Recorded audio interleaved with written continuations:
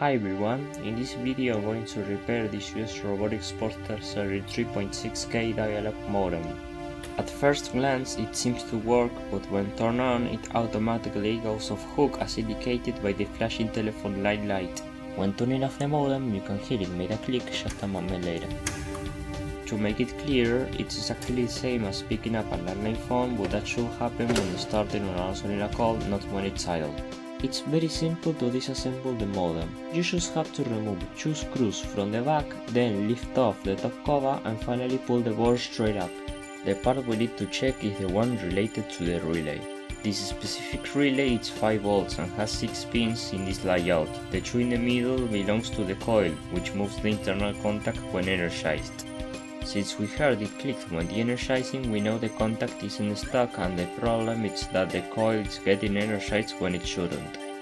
The bottom pin of the coil is connected to ground because it connects to the largest copper area, which looks lighter green, so now we just need to see how the other coil pin is connected. With the multimeter in continuity mode, we can see that this pin connects to diode D1 and transistor Q4, which is a PNP, but I get a beep on 2 of the transistor pins. Using the VCC pin of the 5V SRAM as reference, we see continuity between 5V and the emitter, but there is also a 40 ohm reading between the emitter and the collector.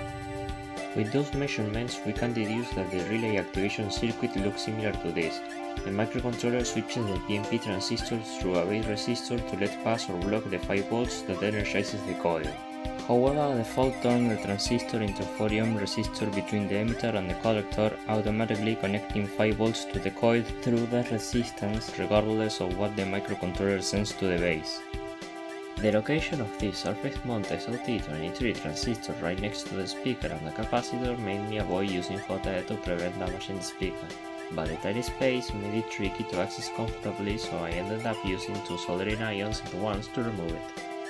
Out of curiosity, I decided to test it with the LCRT4. It took quite a while to detect it, but it confirmed that the PNP transistor had turned into a 40 ohm resistor between collector and emitter. On the other hand, this is how it should look when a PNP transistor is working properly. Now it's time to install the replacement, and with its small size, location and the camera in the way, soldering it wasn't easy, but I managed to do it in the end. To double check, I measured continuity between collector and emitter again, and the 40 ohm issue was fixed, so all that's left is to test it. Although I initially celebrated too early when I saw the light was no longer flashing upon turning on the modem, I had forgotten to plug in the phone line, but once connected the light stayed off anyway, showing the problem was solved. It wouldn't be a complete video if I didn't show it working, so...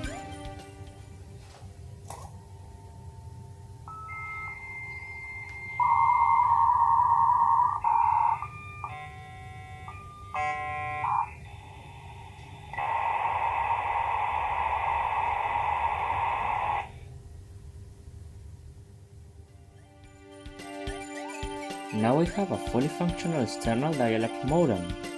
This is my first video using my voice, so I hope you like it and that it helps if you have the same issue with this modem and want to use it on a retro PC.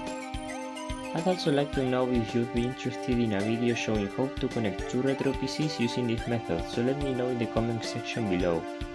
Don't forget to subscribe if you enjoy my content. I'm also on Patreon if you are interested in supporting my channel. See you next time!